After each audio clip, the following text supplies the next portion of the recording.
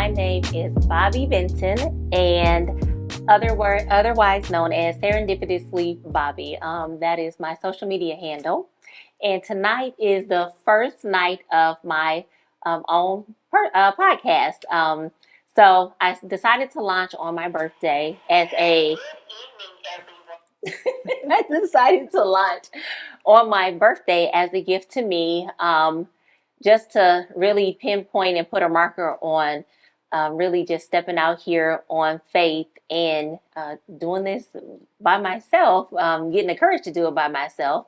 So my podcast will be weekly every Sunday at 7, and I'll have special guests every week, and we will share just stories about how we have overcome different life situations on our journeys through life.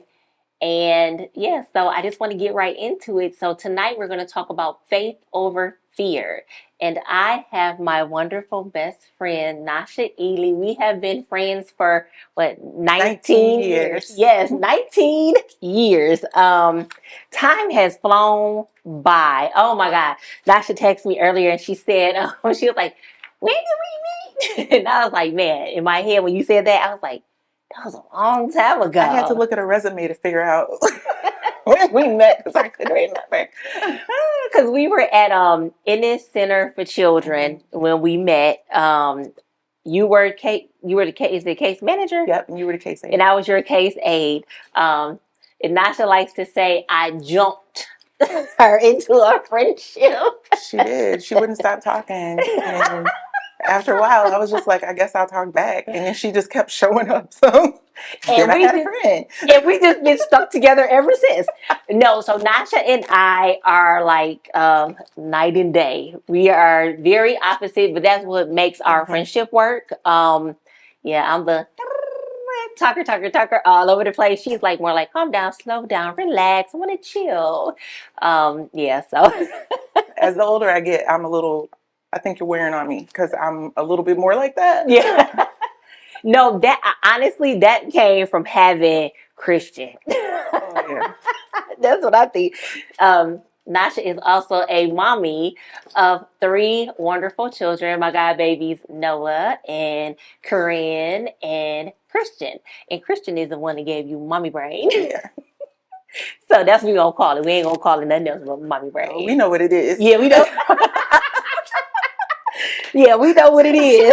So, but yeah. So tonight I asked Nasha to be here to share because like on my journey through, like she's been with me the last 19 years through the thick, the thin, the good, the bad, the ugly. I've always had kids since she's known me, but I've known her since before she even had kids, but she was like a great support to me. So I needed her here because I've been watching her over these past few years, just like blossom on her own journey. And so we're gonna just jump on into it and just start talking about faith over fear.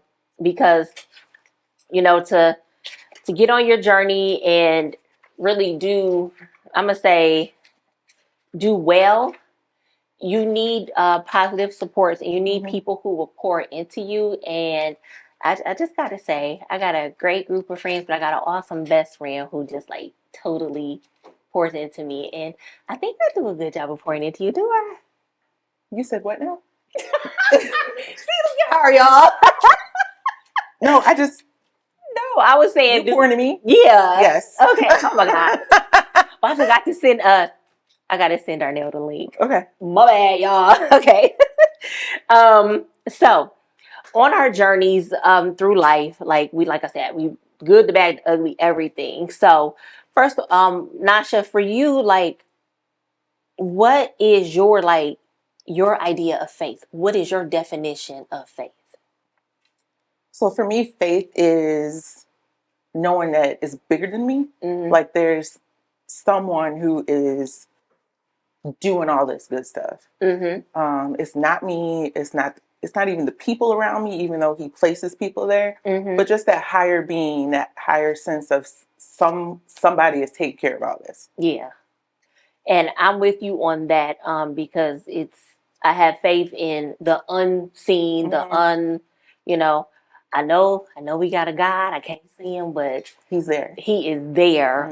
And he shows up for, I feel like he shows up for both of us big time. Like, it may not be like right at that moment, but it's coming, and it comes to me, it comes fast, like faster than what I expect. Because it was a time in my life where I'd be like, okay, Lord, when you answer my prayer. And but the stronger I am, like, building my relationship with him, the more I feel that he's like, okay, she finally got it. I ain't got to keep smacking her upside the head. And like, she got it. And let me just be here present for her. And so I know we both are strong in faith, and we love our Father Jesus. Nasha reminded me the other day, like, I do call God my daddy. Because I tell the story of how I have a stepdaddy and I have a biological father, but they weren't present like how I needed, but God always was. So whatever I need, or if I need that fatherly hug, love, whatever, I call my daddy, who is God, and I feel taken care of. So yeah. So let me piggyback off that, because when we were talking the other day, I said, for me, because I have an awesome relationship with my dad, and he is very consistent, stable, and just always there like a rock. And when I think of God, I often think of a whole bunch of, like, I just learned to swim, 2 years ago? Yeah. So a whole bunch of water around me and all this stuff happening. Sorry, and y'all. a big old, like, rock or boulder in the middle. And I'm holding on to it. And it's not letting me drown. And every time I'm going through something really significant, it's just like, okay, I'm on the rock, I'm on the rock, I'm on the rock, because that's how I picture. That's how I picture God, as my stability, my rock. Like, I know that rock is gonna be there. Yeah, and that, I'm with you on that. Because, man, there's plenty of times where I wanted to check out of here, because I was like, okay, and that was my faith wavering, and then I had to keep reminding myself, nope, everything I've gone through is for a reason. Every single thing has led me up to just everything that's happening in my life today. And I think the same for you. Like, can I share the story about you in probation? Yeah. Okay. Look, let me ask first before. Okay, so Nasha wanted to be a probation officer really, really, really bad. Like, that was her thing. And I was like always anti-probation officer. I was like, I won't be no probation officer. So we worked together. We were drug counselors at Naomi's Nest. And we were just always together. No matter what, we just always traveled together. So she ended up going to MRS, and I got laid off from the treatment center. She went before they did the cuts. And Nasha had applied like a few times. What was it, 2 times or 2 or 3 times? Because I did 2 for state and 1 for federal, and this was before I was there. Got the interview for, I think, all 3 times. I don't remember. It was forever. I barely remember what I did yesterday. But got interviewed for one of them. They called my references, and then, like, that was it. So it was just like, dude, why won't they give me this job? I know I can do it. It's because I wasn't supposed to work there. Yes. I ended up, the work I do now, I love my job. Like, I absolutely love my job. And the path to get here has been really good. But when Bobbie went to probation, the first thing after a couple of months she was there, I was like, oh, I'm so glad I didn't get that job. You dodged a bullet, girl. You dodged a bullet. I was like, my hair would have fell out by now. I probably would have been on the medical. I'm like, I can't deal with that type of stress. But God knew, you know what? You want this real bad, but I don't want this for you. I'm gonna go ahead and close that door. Yep. And it has taken a long time for me to realize that sometimes those no's and those doors being closed are God. That is him answering prayers for you. Yep. It can be him protecting you. It's him blessing you. It's him saying, yeah, you don't know what you need. Yep. You keep applying. You can apply every year if you want to, but you're not going to get it because that's not the path. Or he'll let you get it and you realize you don't want it, and then you have to go the route he was going to put you on anyway. Yeah. But it's amazing how things, you feel like they should have went one way and they didn't. And then you're like, but I want this so bad. I want this so bad. But what does God want for me? What is his plan for me? And a lot of times I feel like that's where people get frustrated. Yep. Because you have a path in your head. This is what I want. This is what it's supposed to look like. Mm-hmm. And that's not the path you're supposed to be on. Yep. And that's why your path will be rough and hard. Yes. And instead of it being a smooth paved road, is ditches and divots and cobblestone and rocks and all landslides. Because it's not the path that you were destined to be on. Yep. And I like when you didn't get it, I was sad that you didn't get it because I know how bad you wanted it. And then like with MRS, you just rock. Like you're really good at it. I love it. Yeah. Like when I said, for one, you're an advocate. Mm-hmm. You are you're a natural advocate. So this job, like helping people, not even just like the clients, your coworkers, your peers and stuff, like you just are like this beacon of light for everybody. You are. Like, shoot, you're my navigation system a lot of times. Y'all, I cannot found my way out of paper bag. Even with the GPS, I get lost. So I'm like, Nasha, where am I at? Funny story. I promise you, almost every person in my life is like you. Awful with directions. And people call me and I'm like, dude, where are you at? I don't know. Can you see the street sign? Okay, make a right. Make a left. Like, how do you not know how to get to your house, Bobbie? Yeah, I don't. Don't have me, like, if I'm downriver, I'm like, oh my God. Then don't let God. Back when we had MapQuest, I used to call Nasha like, Nasha, I need you. It was so terrible, but it hasn't changed. It has not. But it's like, I feel like God put us together. Mm-hmm. I feel like people always talk about soulmates. I feel like you are my friend's soulmate. Like you're the other missing piece of me or whatever. And we've had issues along the way. Only one big one. Yeah, only one. Out of all these years. I know, one big one, but that was a big one. Yeah, it was. And I was like, dude, do I even want to be friends with her anymore? Yeah, we both had that conversation. It was like, I don't know if this is going to work out. And then we finally talked, cried, snotted, and came to an agreement. We're having issues. We need to address them and not make those assumptions. So ever since then, and I was pregnant with Corinne. Yeah. So that was like probably 11 and a half years ago now. Yep. After that, we've been good. Yeah. It's like, to me, it made our relationship stronger. It did. Yeah. So with a lot of times for me and Nasha, like with our friendship, I'm not supposed to be looking at the camera, y'all, but for our friendship, like with friendships, sometimes you have those friendships where you're growing in the friendship, but sometimes you're like not sure if your friend is like, okay, gonna be comfortable with the growth or not or whatever. So once we both ripped off our mask and have been our authentic selves, like it has been just like, to me, it's just brought us closer together. Mm-hmm. And I love our friendship. Mm-hmm. Like if something happens, I'm like, oh my God, they gotta put me with you. So I mean, I look at you more as a sister than just my friend. Same here. And I have no sisters. So my small group of very close friends are my sister friends. They're my sisters. Yeah. Mm-hmm. It's only a few of us, y'all. Like, one hand counting. One hand. And yeah, Charlie telling me, quit being friendly, Bobbie. So to me, it's, what is it? A stranger is just a friend I haven't met yet. And I'm like, ooh, I don't know about you. Yeah, she's like, But it's a good balance. It's a good balance. Like, give them a chance. And I'm like, I don't think I want to. Yeah. And then slowly, like, oh, okay. But they're all right. They're all right. But yeah.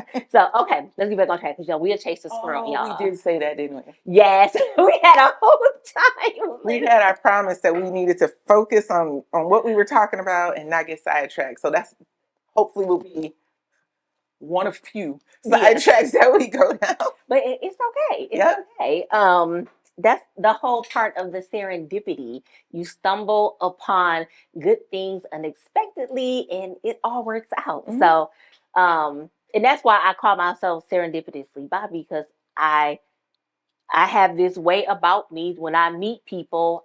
I think I stumble upon people and I make their lives better. Mm-hmm. And then they in turn make my life better. So, that's why I went with Serendipitously Bobbie. So anyway. I can't even say it. It's okay. I'll say it for you. Okay, so let's talk about our faith blockers. Okay. So I know for me, my faith, I don't even want to call it a faith blocker, but it was just my self talk, like the things that were important to me as a child. Like we had to be perfect, and I'm always striving for perfection. I will not do something and just break it down, tear it apart, redo it if it's not perfect. And I think I drive my friends. I'm an event coordinator on the side too, and I think I drive my friends crazy when we do events because I'm like, no, it's not perfect, but they help me anyway. But so thank you. But for me, it was that the voice in my head was what got in my way, and I wanted things how I wanted them. So it's like I had faith, but also I had, but okay, I got faith, Lord, but I want you to do it like this and how I want it, and and it stood in the way. I was in my own way with, just getting along on my journey. So what was it for you? For me, is anxiety. Mm-hmm. I'm sorry, I'm pulling the thing up. Oh, that's okay. So, which is much better now, but in the past, it has been my anxiety. Like, that has ruled me in fear. So, in order to have faith, you can't have anxiety. If you are a faithful person, if you believe in something that's going to happen without seeing it, you can't be worried that it's not going to happen. That's not the thing when you're an anxious person. So for me, it was always anxiety. And because I really didn't start to have a relationship with God until I was probably, I don't know how old I was, but I know Corinne was like 2, was when it kind of started, and she's 11 now, so like 9, let's say 10 years ago. So I was in my mid 30s. I knew God. I grew up in religion and practicing, but I didn't have a relationship. And then it was years of me trying to get a relationship, which I equated to finding a church, and that wasn't necessarily the truth in it, but that's what I thought. Yep. So along the way of trying to develop a relationship, it was hard to just have faith because I was so rooted in anxiety. And there was, when I feel like my faith just shot up, it was in 2014 when we went to a family reunion down in Mississippi, and my dad got sick, like hospitalized for like 3 days. And I had forgot one of my anti-anxiety medications at home, and I had nothing. And it was awful, but I made it through. And by the time I got back home, we were gone for about, I think, almost 8 days. By the time I got back home, it was like, I don't think I need to take that anymore, because it was nothing but faith that got me through that. I was praying, I was noticing things, like God was pointing people out, people of peace and all this. And then after that was when I started going to the church I'm at now and have been there. And that's where my relationship grew. So for me, it was like I was trying to chase him, but I didn't know what I was looking for. So he came after me and showed me what I needed. And when he showed me what I needed, it was, I got you. Yes. And that was where kind of the rock came from, because there was no one who was doing that for me in the physical. Yeah. My mom was anxious. The kids were too little. Other family members, they say things, but it's not what I needed. And you're the go-to in your family when you're the one, not because I made it like that. Yeah. Not to the problem solver here. She gonna fix it. And even in that situation, I was problem solving. So the stress of being, 16 and a half hours away from home, your parent is in the hospital, the other parent is helping taking care of your kids, and then you're calling the doctors, you're calling the nurses, you're getting medication lists, you're driving back and forth. And I was on the program for the reunion, so all of this stuff, and I just had to be okay. Yep. So that was nothing but God. Nothing but God. And looking back on it, even when before we got there, on the way there there was little things. I've never driven into any city and been like, oh, there's the hospital. And I did it on that trip. Mm-hmm. My dad usually drives the whole time. And he was like, yeah, I think I'm pretty tired from getting everything ready. And I drove almost all the way there. And I don't do that much driving. Mm-hmm. So it was little. We went to a gas station at one of the stops. And I was like, where's Daddy at? I didn't see him. It was like something in me was restless. Mm-hmm. And then 3 days after that was when, everything kind of went bad. He's fine now. Mm-hmm. But it was like looking back, when he had his situation, his incident, this man came from nowhere. And he was apparently maintenance at the hotel we were at. And when we walked in, I remember seeing him in a closet doing something with a light over his head. Mm-hmm. And I was like, that's weird. So then the next day when this happened, and my dad's laying there, and the man I'm on the floor kneeling next to my dad, and the guy just came up and grabbed my hand, and he's like, I don't know what to do, but I'm going to pray. Mm-hmm. And he just prayed and prayed and prayed. And the next thing I know, my dad was like, and that was it. And then when I went to the hospital with him and my mom was back with the kids, I called her and I was like, do you see a man? And I described him. I was like, is he real? Because I was like, I don't know if he was real or if he was an angel. I was like, is he real? Mm-hmm. And my mom found him and he gave her this little leather cross thing to give to my dad that my dad still has. So he was real. But it was like all these little things lined up for me to see God's hand in all of that situation. Mm-hmm. And after that, it was like, all right, I'm yours. I'm good. That was the start of the relationship. And it has just gotten so much better over the years. Yes. And it is, I'm going to say this, watching you grow, just through your, building your relationship with Christ and everything. It's like when I went through my own church stuff, my own church hurt, you've been there, hold my hand the whole way. And even though, I didn't want to go to your church, but you still included me in your prayer group. Your prayer group, everybody is just amazing, and they my girls too. And mm-hmm. Friday nights, that's where the prayer group. That's where the party's at, the prayer group. So, the Bible study group.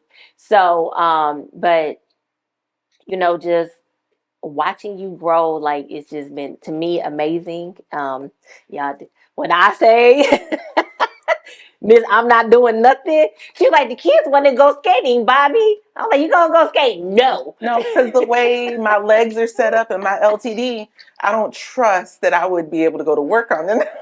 No, but that's the thing. She has gotten on skates. Yes. So I tried to skate a little bit. Yeah, but that's the whole point. It's been a shift. It has been a major shift. So I'm gonna keep trying to get her to do all this stuff I do, y'all.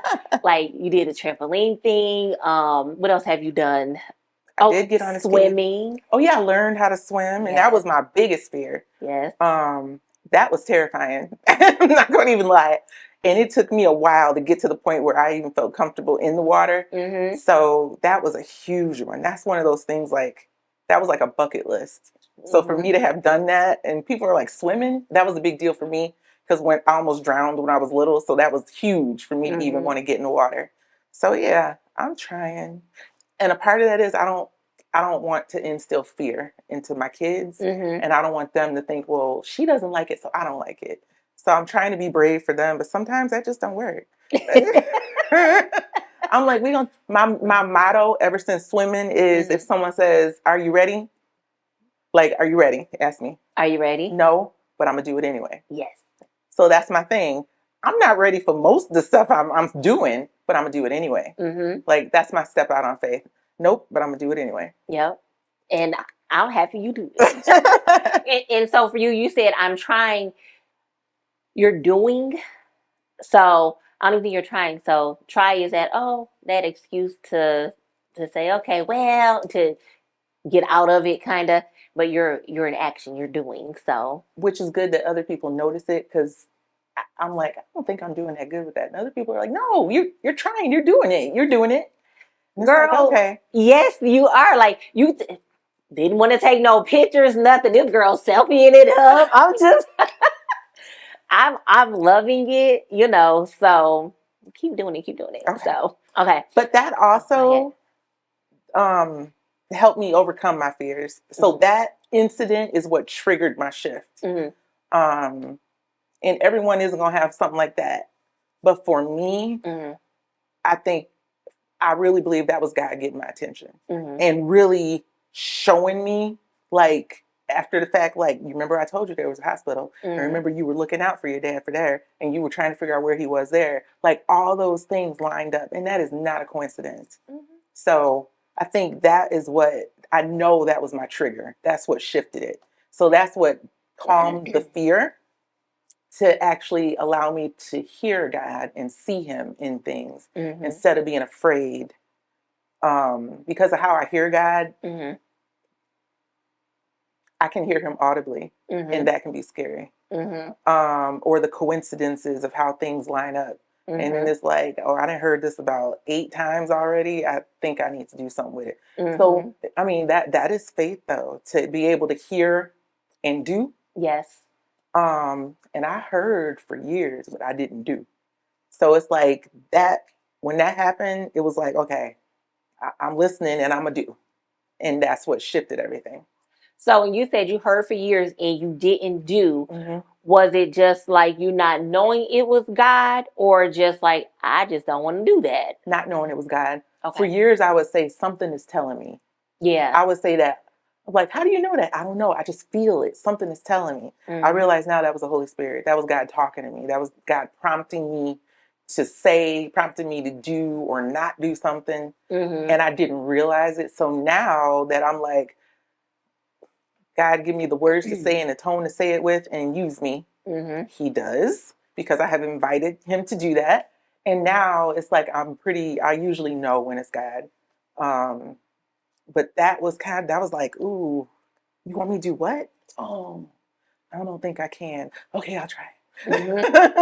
Even like how you always, how you say, I wanted to say this, but it came the out Holy like Spirit that. told me to say that. Yeah, I talked about that in church today. I call them $5 words.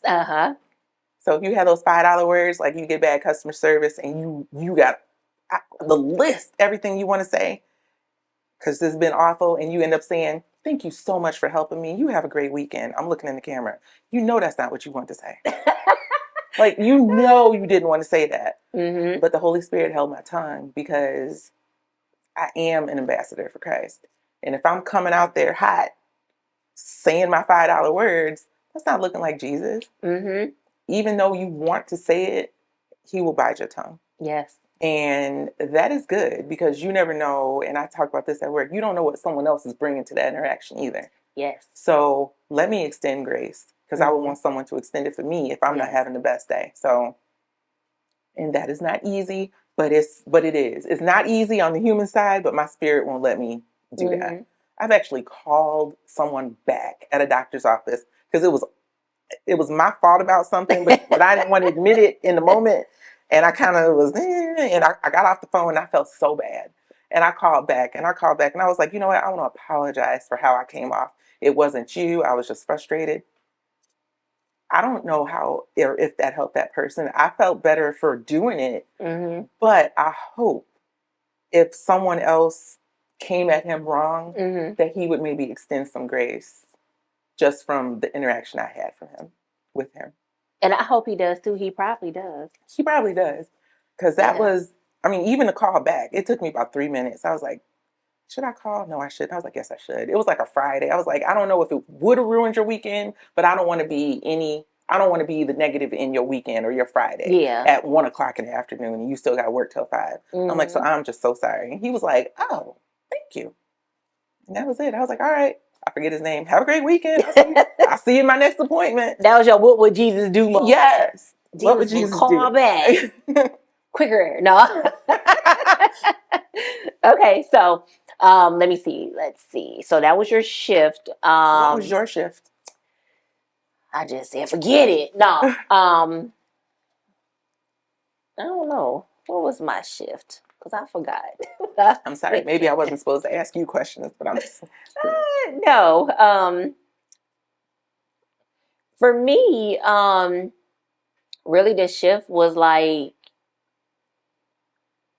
probably like when I'm gonna say probably 4 years ago.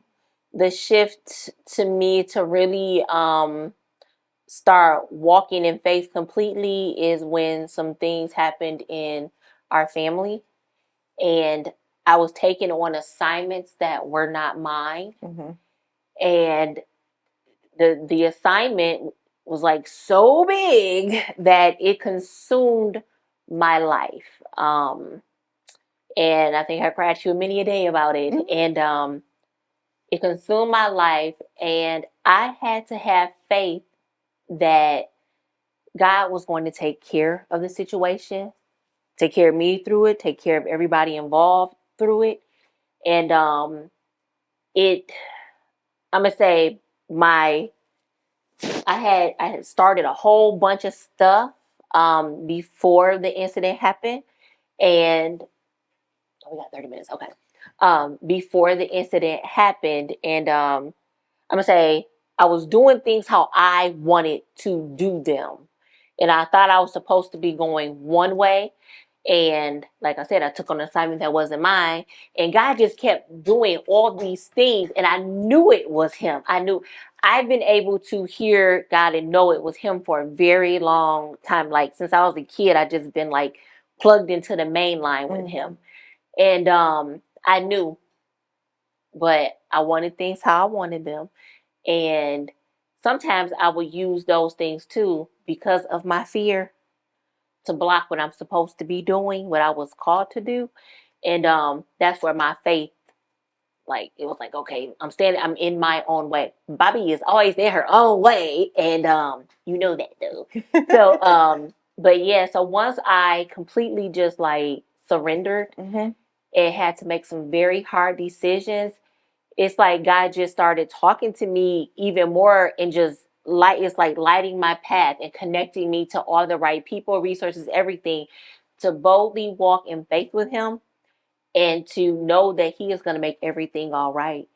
And up to this day, since I have been 100% like giving everything to him, everything has been working out for the good. Mm-hmm.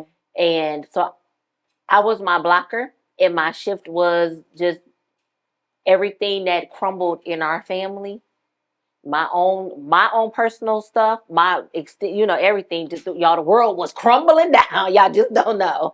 And okay, some of y'all do know, but but like the world was crumbling down. But finally, God was like, "We dropped a house on you for you to get it." And so I just put all that fear away, and now I just do it. And people are always like, "You just do stuff," like you said.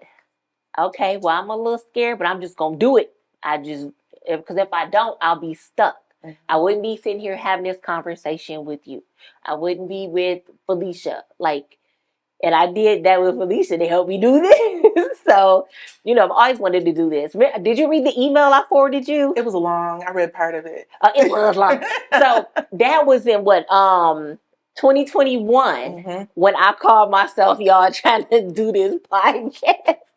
So I sat at the table and tried to record it, and I sound like a robot. It was so horrible. And the people I sent it to was like, "Bobbie, mm-mm." So I was like, okay, maybe I'm not ready but I was like, forget it. But yeah, I had to let go of that fear and let go of, but I had to go through everything I went through to get me here today. So now I'm more comfortable. It may not be all polished up, powder, whatever, but it'll get there. But I just had to start somewhere. So, and that's where I'm at. And now, like I said, my relationship with Christ is better, like super, like I've always been strong, but now it's like complete. It's him or nothing. And because I done made a lot of poor choices in my life, and I'm gonna be 50 years old soon. Oh, today my birthday, y'all. So I'll be 50 soon, so I can't keep wavering back and forth. So, but that's it for me. Okay. So I guess we just said that, where are we at on our faith journey? So where do you think you are, like, on your journey today? Can you say that you're 100% walking in your purpose? Or do you think you're 100% walking in your purpose? I think I'm not 100%. Because there's some things that I really want to do. I have a children's book in me that I have to get out. And I'm afraid. And that's the first time I've said that out loud. I'm afraid to do it for a lot of reasons. And when I'm afraid of something, it's usually like, I'm afraid I'm going to succeed or I'm afraid I'm going to fail. There is no middle. So as far as other stuff in my life, for my I feel like for me as a person being purpose driven, my purpose is to plant seeds of change with whomever. I don't need to be there for the whole growth and pruning and blossoming of it. I just want to plant a seed. I believe I plant seeds. You do. So that part of me, I'm good. You know, I need to be better in other aspects of my life. But I think I'm walking in a portion of my purpose, but I think I have more. And for some of that, I don't know what it is yet. I know the book, but I don't know what the rest of it is. So I think I'm on the path for now. And I feel like as long as my fear, whenever I stop being afraid of something, I do it. Or I do it, I started enough not in fear, and the fear might come back. I don't know what's going on with this book. Like, I don't. I feel like it's a block. So that was my goal for last year, to have that like done in some form. Yeah, I don't know if that's gonna happen. It might, because I still got a whole quarter left. Start your intro. Start there. Well, I got a whole bunch of stuff already done. Oh. It's just that's what I'm talking about. I know what it is. It's pieces of it. I don't know how to pull it together. I have a lot of it. I have the majority of it. I don't know how to pull it together to make it like cohesive. That's what it is. Yeah. So between now and the end of this year, I'm gonna try to do something. I don't know what. And maybe you're right. Maybe I'll have to start with an intro. Yeah. Yeah. So I'm on a path. I believe it's the path God has for me. If it's not, he'll usually route me back. So God is definitely my GPS. And when I feel myself wanting to maybe shift and stuff, people will say something or something will happen. That'll be like, oh yeah, I'm not supposed to do that. And a lot of those for me are very in my face. I have a friend who says, God just showed me a burning bush. He burn bushes me. Like, he's like, yeah, hey, don't do that. Yeah. And it's you or somebody else who will usually say something, or something ridiculous will happen. And I'm like, oh, I'm glad I didn't do that. Yeah. So I don't know. He's a good autocorrector. He gets me back on track. You get back on track quicker. Much quicker, because I listen. When I didn't listen and I was like, no, that's not what I'm hearing. I'm supposed to do this. And I'm like, no, not that. I'm supposed to do this over here. Now I'm like, this is what I want to do. And I'm like, oh, wait, let me hear what he's saying. So I believe I'm on the path. And if I'm not, he'll show me which way to go. So I don't know. I can't put a percentage on it. I don't know. I'm on the path. And as much that might be in front of me, I know it's a lot more behind me. And I think sometimes you have to look at life that way. Yeah. Because so many people get stuck in where they're not at. Yeah. Look at how far you came. Yes. You didn't just wake up one day and end up here. This took work to get where you are. Yeah, you may have stuff in front, but live in the present and remember where you came from. Yes. Remember all the struggles, all the pain, all the tears, all the joy, all of it that got you to right now today. Because that is what you thank God for, so you can move forward. Like, don't think you woke up and you were like, oh, I got it all set. No. We all know we go through a whole bunch of stuff to get where we are. But you have to remember how much you've accomplished before you start worrying about what else you got to do. Yeah. And once we are, as I think people remember, we're not perfect. Nobody is perfect. Nobody. What we need him for? Not a single person is perfect. Yeah. I said this the other day. If anyone really looks in the Bible, how many perfect people were in the Bible? Nah. And nothing but Jesus. Jesus. That's it. Jesus and God and the Holy Spirit. The three of them, that was it. Yeah. All the people that were used were nowhere near perfect. Or a hot mess. Hot, flaming Cheeto mess. I mean, so how can we try to be perfect? That's not, there's no such thing as perfect. I'm doing my best. Yep. And God just wants us to keep talking to him, keep moving towards him, and to keep trying. We get a clean slate every day. Yep. Every day we wake up, we get a clean slate. And we've been doing our values at my church, and I did one today. But one of them is, I can't remember exactly what it says. I sent it to you. Something about, hold on, let me just look because I don't want to mess it up. Look, my phone about to die, or I'll pull it up. Everyone is a masterpiece. I just wanted to make sure I said it right. God sees every single one of us as a masterpiece. So it doesn't matter what somebody else thinks about me, because God sees me as a masterpiece. And I think if people started thinking about that and living that out, all this other stuff wouldn't matter. I have no clue where I was going with my original thought, but it ended up here. But do you remember what I was saying before that? Now you know I'm. Does anyone remember what I was saying before that? I have no clue. Y'all remember? No. I have no clue what I was. Anyway, I guess that had to be said. I don't know. That had to be said. I don't know what I was saying before that. It may not make any sense, but somebody needed to hear it. Yeah. I have no clue. Like, for real, legit, I have no clue what I was about to say. Me neither, because I'm just sitting there listening. You're like, oh, this is good. Anywho. Yes. Yeah, so if I got out my own way and started to not be afraid, I would be more on my path. And that's something that I'm still working through. But I'm on the path. I'm on the road. I just have some work to do, which we all do. That's what it was, because nobody's perfect. Yeah. Whew. That was gonna bother me.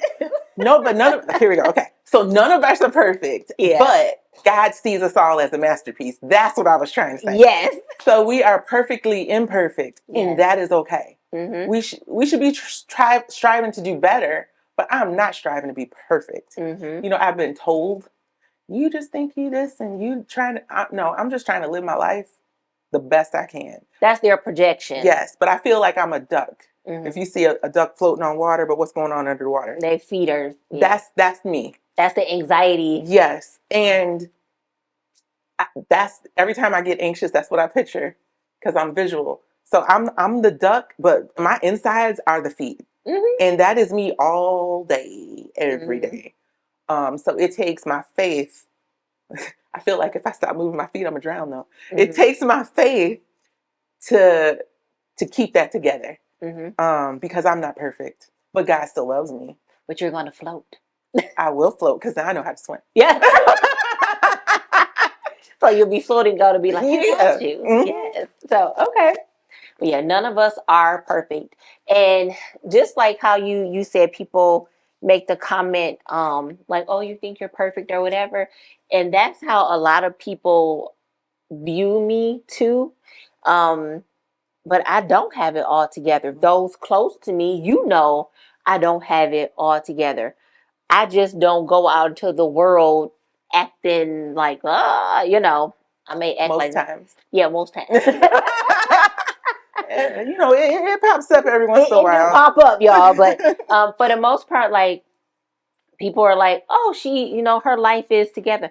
My life is not together. Nobody's life is together for real. And that's, people project their own stuff off onto you.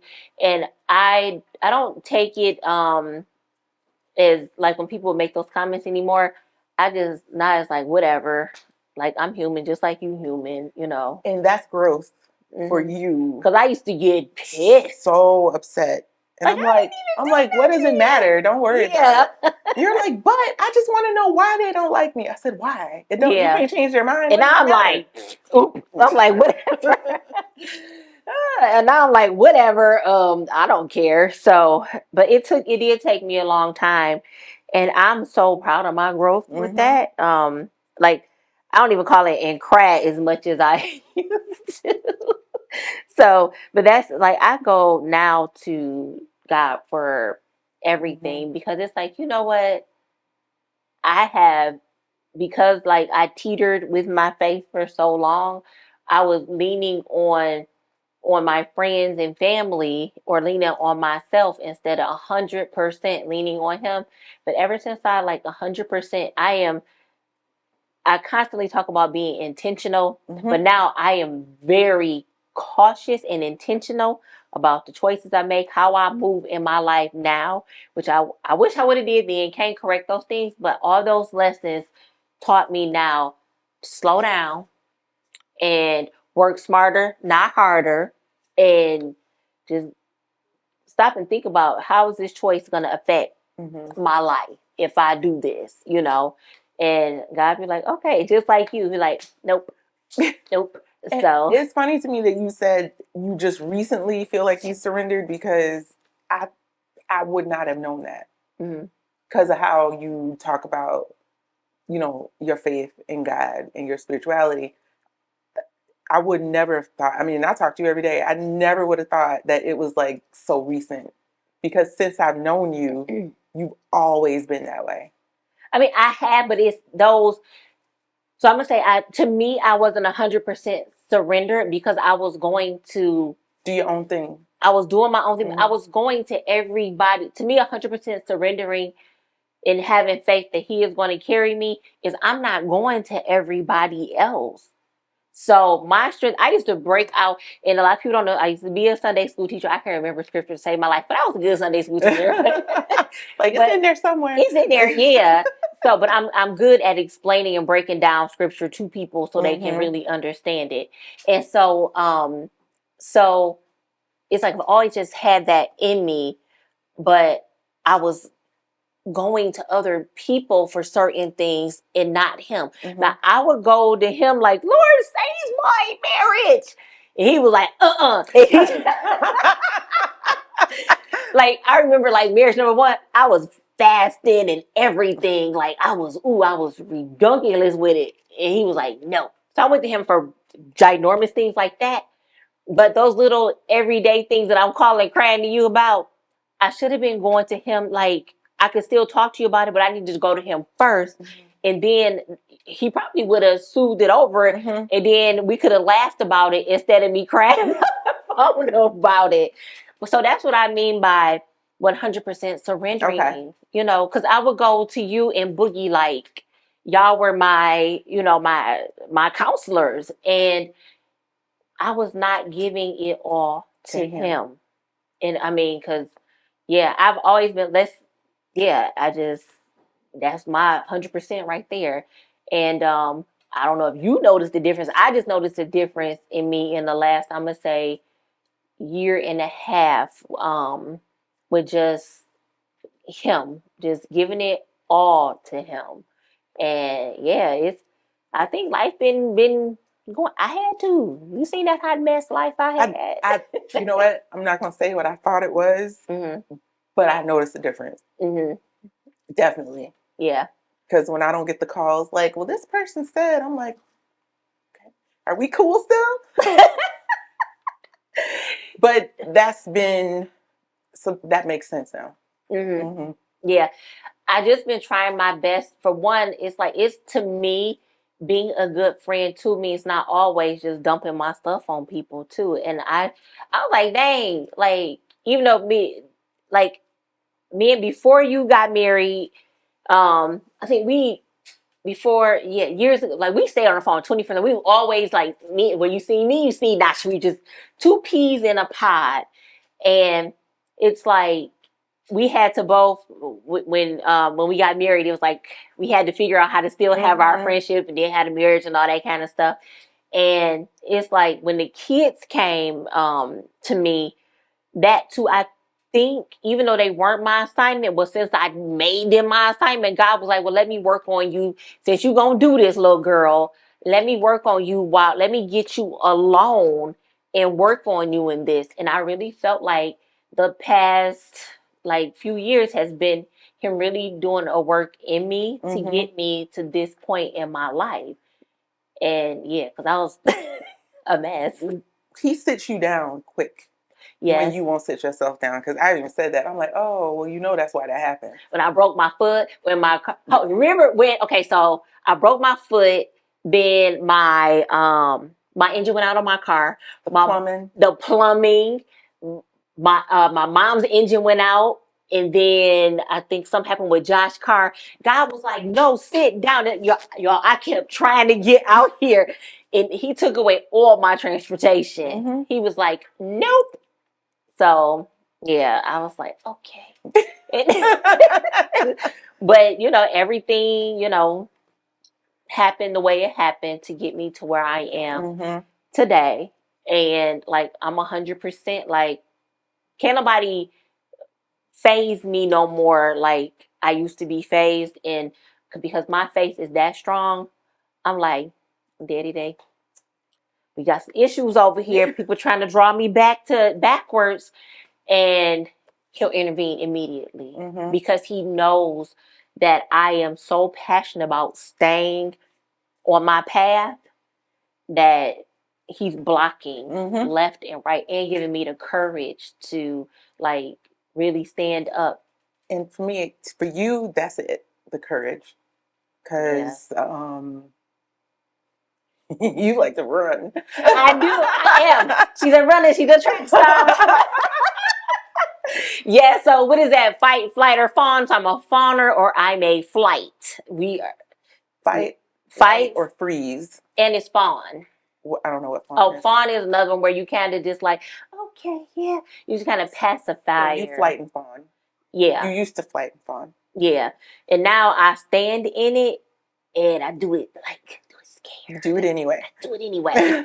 But okay, we have 8 minutes left. Okay.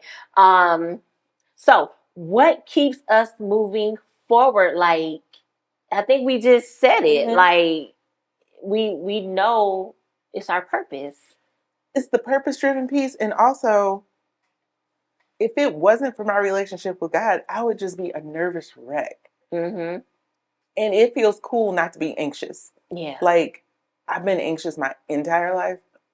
To not worry about stuff is a sense of peace that I've never felt ever. And I know I couldn't have that peace by myself. Yeah. So why wouldn't I want to continue on my faith path?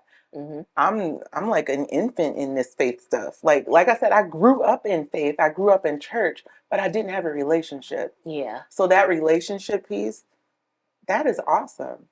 And I don't want to not have that. Like I want that to develop even more and evolve. And I want to be able to plant seeds from what I have from my relationship into my kids and into other people. And I don't know, it's cool. It is. No, it really is just like even with they can't see Corinne over there, y'all. My goddaughter sitting over there. But she even like the way you are now, like your kids, you don't force Christ on your kids. You just let them be kids. You plant the seeds. You don't force them to go to Bible study. They like going. Corinne is like, I want to go. Christian really don't be, but she still wants to go. But she talks about God more. She talks about him all the time. And is he right there? Sure. Yeah, he's right there. It's raining. Is that God up there? Yes, it is. Yeah. And that's like a lot of people force, they get into that ritual, that routine of just like going to church every Sunday. You can go to church every single Sunday. You can sing in a choir. You can be an usher, whatever, and still not know him. Still not be walking where you need to walk, or you can know the whole Bible frontwards and backwards and quote the scriptures and still not have a relationship. Yep. You can pick and choose your little spots out the Bible to manipulate people and still don't know Christ. But that's what a lot of people do to, try to put on a facade that they have a relationship or they are walking in faith. Your light shines and you don't have to tell people. If you have to keep telling people, I'm saved or I went to church this Sunday and all that stuff. Who are you trying to convince? Me or yourself? That's just how I look at it. And the thing about a relationship with God is it's like having a friendship. Yes. You know, I talk to God like I talk to everybody else. Like, hey, you know what's going on. I just need you to fix it. Yes. I don't know what to do. Or Amanda sent me a thing the other day, and it was like how I talk to God. Like, people might think you know, on knees praying all this, help me. I'm like, hey, so you know, I went to work today, and you know what happened, and you know, I don't know what to say. Give me the words, like, just like I'm talking to you. Yeah. That is relationship. Mm-hmm. I asked for God to help me with everything. Mm-hmm. Oh my gosh, it is pouring down raining. I do not want to walk fire in this parking lot. Lord, get me a closer space. Boom, there it is. Yep. I said that at home today, and it was one right there. I just did it yesterday. Yeah. Like, give me a closer space. Oh my gosh, I can't find. This is me because I lose stuff so much. Mm-hmm. I cannot find. I don't know where my earbud is right now. Mm-hmm. I lost it on the way here in the car. I'm gonna pray when I get in the car, and hopefully I'll find it. I know I'll find it. Mm-hmm. But in the little, I'm gonna go to Him in all things, not just the big things. And it's not just on Sunday or just on Tuesday. It is every day, all day. Yes, because that's relationship. I'm not even asking for stuff. I'm thanking Him. I'm praising Him. You know, praying for myself and anybody else. Mm-hmm. But that's relationship. Just that conversation. And to feel comfortable doing it. It doesn't have to be done a certain way. Yeah, it can just be a Jesus help. Mm-hmm. That's a prayer. Mm-hmm. So all of that. So like, why wouldn't I want to keep that up? Yeah, I like it. I enjoy my relationship. Mm-hmm. Yeah, you know, so the kids. My favorite thing, because having 4 little kids at once was very overwhelming for me. And so my favorite thing was Jesus take the wheel. So Julia and all of them now, they get frustrated. They were like, Jesus took the wheel. And mine is Jesus be a fence. Ooh, be a fence. Yeah. I wonder if Korean did. She don't say that, do she? I can hear Christian saying, Christian would say that. Be a fence. Yeah, because she's a parrot. Yes. But she's a cute parrot. We got 2 minutes. Okay.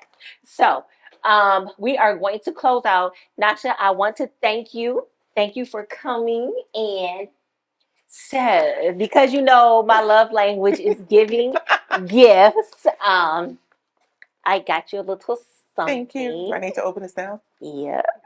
You know what I got you. Thank you. You're welcome. So Nasha is the wise owl. Like, she is so wise beyond her years, and she collects owls. Well, my name means owl. Oh, and Nasha means owl. This is Owlette. It says, tuck me in to sleep at night, but when you hug me, hold me tight.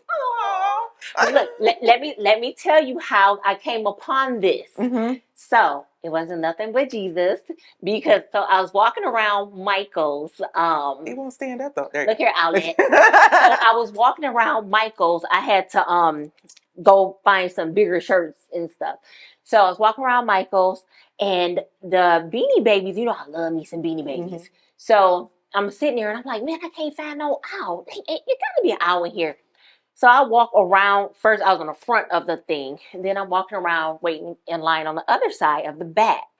It was one owl sitting right there, like poking out, like it was pushed out the back. Uh-huh. And I was like, yes, Jesus. And I just snatched it up so quick. Like, it wasn't nobody else around, but I snatched it up like somebody else was going to come take it. So I got a little Owlette, paid for it, and I was like, that's what Nasha. Thank you so much. I collect owls. This is going right on the shelf. Yes. So I was like, I hope she don't have that one. I don't. But I didn't remember seeing that on the shelf. Mm-hmm. I remember the white Harry Potter one, mm-hmm. but I did not remember seeing that one. I don't have this one. Yay. So, but thank you for You're welcome. Being a great friend. Oh, I thought you were gonna say thank you for coming. Well, I was gonna say that too. You know. Okay, y'all. So when I asked Nasha to do this, she was like, yes. Like, she encouraged me to launch Serendipitously Bobbie. She like worked with me through all of this to get me here today.